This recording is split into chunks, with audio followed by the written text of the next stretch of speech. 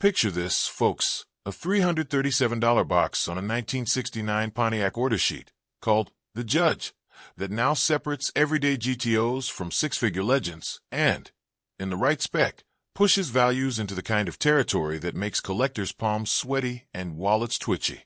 Back in the day, muscle was built a la carte, and the right option code turned a cool cruiser into a street-fighting investment, the kind of tiny checkbox that now adds twofold value compared with otherwise similar cars in the wild. Think of those codes like old-school cheat codes for petrolheads, COPO at Chevrolet for 427, Ram Air 4 at Pontiac, W, 30 at Olds, Boss 429 at Ford, a 12 six-pack at Mopar, and Stage 1 over at Buick. And each one is a golden ticket that today's auction blocks treat like VIP wristbands. Let's drop into the first bombshell, mates, COPO 427 Camaro, the central office production order that let dealers sneak the L72 427 into a 1969 Camaro and build a factory legend fewer than 1,000 strong. One clean COPO L72 changed hands at $200,427 recently, and valuation guides peg top examples near the low to mid six figures, which is the kind of delta that can easily double a non-COPO car's market standing. Period paperwork and GM of Canada documentation drive COPO premiums even higher, because provenance on these stealth builds is the difference between a good story and verified unicorn status. Slide over to Dearborn and you meet the Ford Mustang Boss 429, born to homologate a NASCAR bruiser, hand-fitted by Carcraft, and built in tiny numbers, 857 for 1969. So rare that clean cars live in the high hundreds of thousands. Recent public results include a $275,000 sale and multiple transactions in the $300,000 to $400,000 band, with top-shelf examples pushing higher, which is precisely why collectors treat the KK Boss like rolling blue-chip stock. If you've ever wondered how a Mustang option code could feel like a moonshot, the Boss 429 is it. Bespoke engineering stuffed under a pony car skin, priced sky-high back then, and prized sky-higher now. Now back to Pontiac, because Here Comes the Judge wasn't just a TV catchphrase. It was a factory package that turned a GTO into pop culture napalm, and today stands as one of the most valuable options you could tick in 1969. The Judge cost $337 and bundled Ram air hood scoops, graphics, and spoiler swagger. But the real rocket fuel was the Ram Air 4 engine, a 370 brake horsepower animal built in small numbers that sends values far north of a standard car when present. Haggerty notes just 549 RA, 4 hardtops with manuals and 151 automatics in 1969, with convertibles rarer still, and later RA4 Judge convertibles have crossed the $1 million mark, proving how an engine and package can multiply worth. Oldsmobile had its own quiet assassin, the 442W30, a $597 uptick for 1970 that added Ram Air induction, serious internals, and the kind of drag strip times that made insurers sweat while collectors now smile at the price list.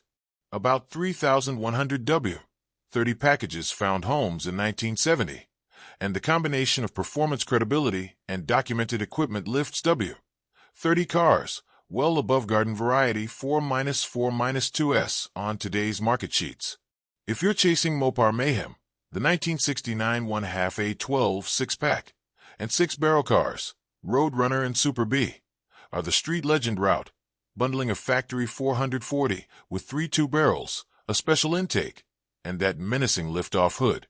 The A12 code was the handshake, and even among big block B bodies, those 3 carbs and that sinister hood turned buyers' heads faster than a green light on a Saturday night. Buick's answer to the muscle wars was all swagger and torque. The 1970 GSX Stage 1, built in tiny numbers and now valued like a precious metal when the paperwork and hardware line up.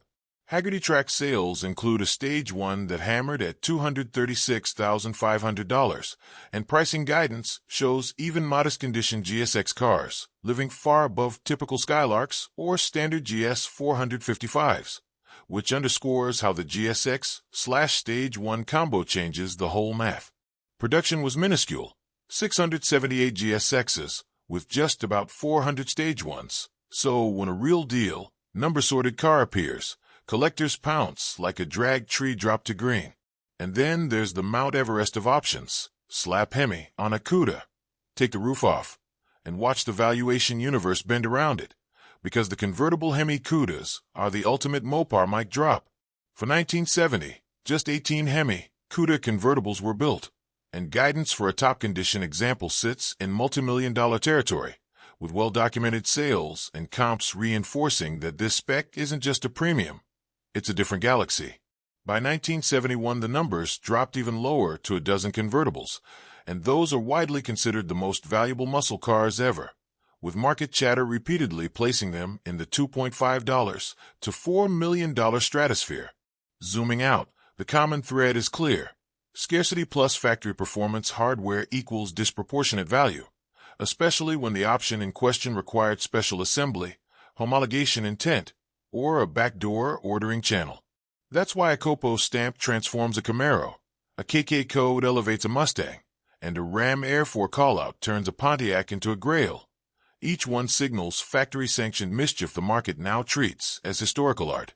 Even oddball choices boost desirability when they're truly rare, like Pontiac's 1968 GTO Enduro Chrome nose, or Plymouth's 1970 Barracuda M46 quarter-panel scoops, because collectors love the story as much as the spec sheet. These days, generational tastes are widening to include newer classics, but the top-tier, documented, option-coded muscle remains strong because it hits that sweet spot of provenance, rarity, and period performance. If you're hunting, think like a historian and a racer. Decode the tags, chase original paperwork, and make sure the options are real, because the market rewards truth and punishes fairy tales. Picture it this way, mates. Two otherwise similar cars roll onto the block, and the one with the right code on its build sheet exits with double the money and a crowd whispering like they've just seen a celebrity. Back in the day, engineers and dealers built these for bragging rights and racing sheets, not retirement portfolios, but the same ingredients that won trophies now write the big checks at auctions. And to the Aussie crew and the Brit petrolheads, yes, the nuance matters. Track pack or super track pack on a Hemi CUDA, Ram Air 4/3, Stage 1 base 455. These are the details that separate proper kit from mere dress-up. So here's the quick hit list to keep in your back pocket when you're browsing listings at 2 a.m. COPO 427 Camaros, Boss 429 Mustangs, GTO Judge with Ram Air 4, Olds 442W30, Buick GSX Stage 1, Mopar A12 six-pack cars, and Hemi CUDA convertibles if you've won the lottery twice. When the tech feels confusing, use this analogy, folks. A rare factory option is like a limited edition sneaker drop. Same overall shape, completely different resale universe, once the tag says collab, and the numbers are tiny. And if you're thinking of buying for content or investment, document the provenance on camera, build sheets, tags, expert reports, because a verified story not only secures the bag, it supercharges your thumbnail and title. Where's this headed next? Expect a broader definition of muscle as younger buyers mix 80s and 90s icons into the pantheon. But the truly rare factory option 60s and 70s hammer cars aren't about to hand over the crown. If anything, the spread between the real deal option cars and the lookalikes will keep widening, because authenticity scales globally while clones hit a ceiling. All right, your turn, petrolheads. Drop a comment with the one factory option you'd hunt down first and why. Smash subscribe for more deep dive stories from Piston Pulse, and tell a mate who still thinks stripes add more value than a build sheet.